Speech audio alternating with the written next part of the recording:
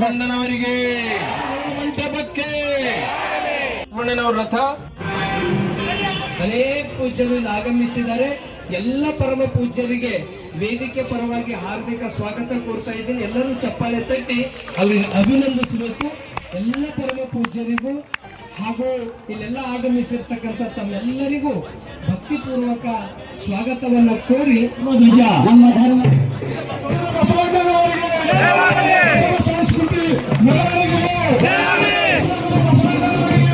ಧ್ವಜವು ಹಾರುತ್ತಿದೆ, ಬಸವ ಧ್ವಜವು ಹಾರುತ್ತಿರ್ತಕ್ಕಂಥ ನಾಡಿನ ಉಸ್ತುವಾರಿ ಸಚಿವರಾಗಿರ್ತಕ್ಕಂಥ ಈಗ ನಮ್ಮ ಮಾನ್ಯ ಸಚಿವರಂತ ಈಶ್ವರ್ ಬಿ ಖಂಡ್ರೆ ಅವರು ಅಂತ ಈ ಒಂದು ಮೆರವಣಿಗೆಗೆ ಚಾಲನೆ